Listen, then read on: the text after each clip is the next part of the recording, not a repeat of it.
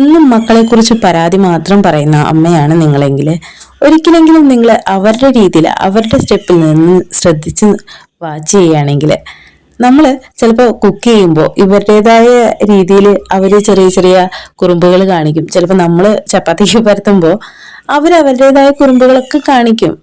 പക്ഷെ നീ ശ്രദ്ധിക്കണം, അവര് നമ്മുടെ ഒപ്പം നമ്മുടെ കിച്ചണിലുണ്ട്, നമ്മളെ വാച്ച് ചെയ്യുന്നുണ്ട്. ഭാവിയിൽ അവരുടെ ലൈഫിലേക്കൊരു പെൺകുട്ടിയോ അല്ലെങ്കിൽ പുരുഷനോ വരുമ്പോൾ അവർക്കതൊരു ബുദ്ധിമുട്ടായിരിക്കില്ല. അവരും ജീവിതത്തിലെ കുറെ കാര്യങ്ങൾ പഠിക്കുകയാണ്.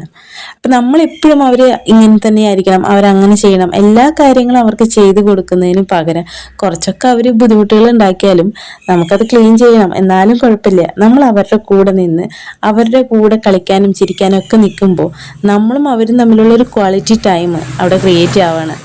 നമ്മളവർക്ക് ഇഷ്ടപ്പെടാനും നമ്മളുടെ ബുദ്ധിമുട്ടുകൾ അവർ മനസ്സിലാക്കാനും അവർ ശ്രമിക്കും.